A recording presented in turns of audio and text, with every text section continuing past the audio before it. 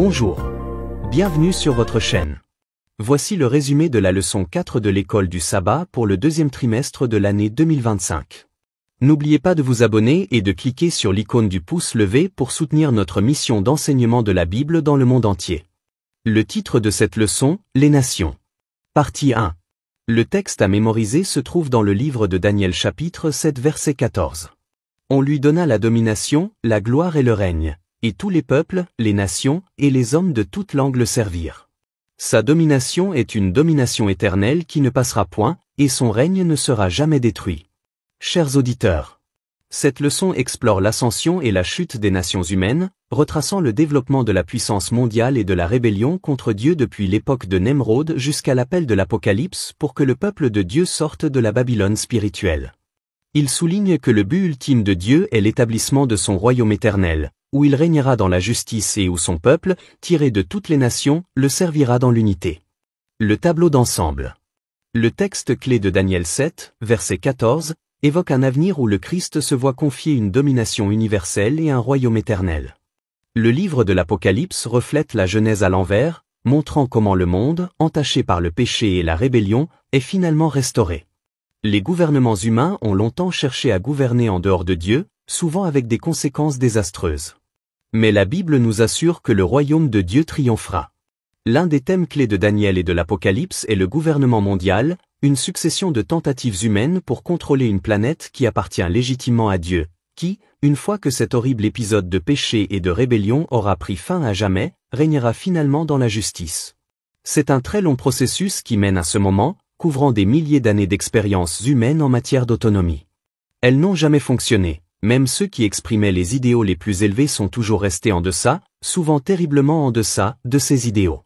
Une grande partie de la triste histoire de l'humanité au cours des millénaires n'est rien d'autre que le récit de la tragédie que ces systèmes ratés nous ont fait subir. Et la situation ne fera qu'empirer jusqu'à ce que le royaume éternel de Dieu soit enfin établi. Dimanche, Nimrod et Ninive, la montée de la rébellion. Genèse 10 présente Nemrod, un puissant chasseur devant l'Éternel, qui établit des villes telles que Babel et Ninive. Plus tard, ces villes sont devenues tristement célèbres pour leur opposition à Dieu. Plutôt qu'un héros, Nemrod symbolise la rébellion et l'autoglorification. Cette section explique comment les efforts humains pour récupérer ce qui a été perdu en Éden aboutissent souvent à des tentatives orgueilleuses de créer des structures de pouvoir créées par l'homme, ce qui éloigne encore plus l'humanité de Dieu. L'héritage de Nemrod marque le début des empires humains formés au mépris de l'autorité de Dieu. Pourquoi le péché de rébellion contre Dieu est-il plus subtil que nous ne le pensons? Comment pouvons-nous nous protéger contre ce trait très humain? Lundi, l'appel d'Abraham, la naissance d'une nation sainte. Dans le 10e chapitre de la Genèse, nous assistons à la naissance de plusieurs nations. Le mot habituellement traduit par nation est goyim, qui peut également désigner les païens. Genèse 10 nous dit que la race humaine s'est divisée en terres, en langues, en familles et en nations. Presque immédiatement après l'introduction de ce concept, Dieu appelle Abraham à sortir de l'une de ces nations pour être différent d'elle et de ce qu'elle représente. La Genèse 12 raconte l'appel de Dieu à Abraham pour qu'il quitte sa patrie. Parmi les nations décrites dans la Genèse 10, Dieu choisit un homme pour fonder une nation distincte, Israël, destinée à vivre sous la royauté de Dieu et à bénir toutes les autres nations. Le but d'Israël n'était pas la fierté nationaliste, mais de refléter le caractère et la loi de Dieu dans le monde, en attirant les autres à lui. Chers auditeurs, l'identité du peuple de Dieu n'est pas une question de privilège, mais de but, vivre dans l'obéissance pour révéler Dieu aux nations. Mardi, ce que vous avez demandé, Israël choisit un roi humain. À l'origine, Israël ne devait pas avoir de monarque humain, comme c'était le cas pour les autres nations. Avec le temps, cependant, la foi du peuple affaiblit et il s'est mis à désirer les choses que les nations avaient. Le chapitre 8 du 1er Samuel raconte le tournant tragique où Israël demande un roi humain pour être comme les autres nations. Cette demande était un rejet de la domination directe de Dieu. Malgré les avertissements concernant les fardeaux qu'un roi imposerait, tels que les impôts, la conscription, l'abus de pouvoir, le peuple a insisté. En conséquence, Dieu les a laissés agir à leur guise, ce qui a eu des conséquences douloureuses tout au long de leur histoire. À l'époque, ou même aujourd'hui, tous les gouvernements humains ont un point commun, des pécheurs gouvernent d'autres pécheurs. Qu'est-ce qui peut bien aller de travers? Lorsque les gens rejettent la direction divine au profit de modèles mondains, ils favorisent l'oppression et le déclin spirituel. Mercredi, Les chefs des nations, un avertissement pour l'Église. Dans Matthieu 20, versets 25 à 28, Jésus met en garde contre l'adoption de méthodes de direction mondaine au sein de son Église. L'étude de ce jour établit des parallèles entre l'ancien Israël et l'Église chrétienne primitive. Israël a demandé un roi humain, ce qui a entraîné la chute morale de la nation. Les rois sont devenus de plus en plus méchants jusqu'à ce que Dieu permette aux Babyloniens d'emmener son peuple en captivité pour corriger le tir. Un phénomène similaire s'est produit dans l'histoire de l'Église chrétienne.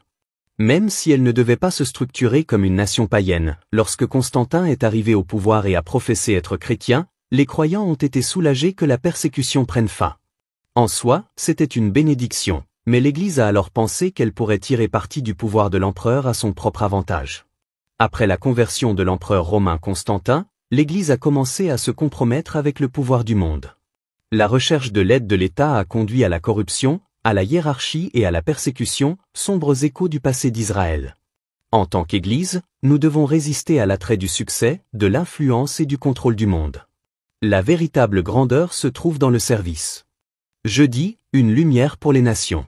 La mission de Dieu à travers son peuple. Israël était censé être un phare de justice qui attirait les nations vers Dieu et non les repoussait.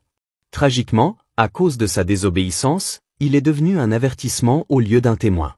Si les Israélites avaient agi comme ils le devaient et fait ce qu'on leur avait dit de faire, les nations seraient venues à eux en paix, cherchant à en savoir plus sur eux et sur leur Dieu. Tragiquement, comme l'a montré la captivité à Babylone, ces nations sont plutôt venues pour faire la guerre. La vitrine ultime du caractère de Dieu, bien sûr, a été Jésus, le seul être humain à l'avoir parfaitement démontré. Mais son exemple parfait, qui a certainement convaincu les cœurs, a été conçu comme une invitation. Jésus a finalement rempli la mission qu'Israël n'a pas su accomplir. Aujourd'hui, l'Église est appelée à achever l'œuvre de diffusion de l'Évangile à toutes les nations, en écho à la vocation originelle d'Israël. Apocalypse 18 exhorte le peuple de Dieu à appeler d'autres personnes à sortir de Babylone, qui symbolise les faux systèmes religieux. Cette tâche incombe à l'ensemble de l'Église mondiale. Vendredi, poursuite de la réflexion, compromis et corruption. La dernière réflexion porte sur la manière dont le « mystère de l'iniquité » s'est infiltré dans l'Église primitive. Ellen White met en garde contre l'érosion lente et subtile de la vérité au fur et à mesure que les pratiques païennes se mêlaient à la foi chrétienne. Lorsque la persécution a cessé, la compromission avec le pouvoir du monde s'est accélérée. Ces réflexions incitent les croyants à rester vigilants face à l'orgueil, à la tradition et à l'influence du monde. Grande question. Dans quelle mesure Babylone, les faux enseignements, l'orgueil, l'idolâtrie peuvent-ils encore exister en nous ou dans l'Église aujourd'hui? Dieu se sert d'étrangers. Les histoires de Nabuchodonosor et de Cyrus montrent que Dieu peut utiliser n'importe qui, même des non-croyants, pour accomplir ses desseins. C'est la fidélité, et non l'appartenance ethnique ou l'origine, qui détermine l'utilité d'une personne pour Dieu. Même si nous ne sommes plus à Babylone, nous devons nous demander si les valeurs babyloniennes, le pouvoir, l'orgueil, le matérialisme existent dans nos cœurs ou nos systèmes. Le seul remède est la repentance authentique, le retour à la simplicité et la dépendance à l'égard de l'Esprit de Dieu. En résumé, cette leçon nous incite à réfléchir profondément à l'histoire de l'humanité et à nos propres cœurs.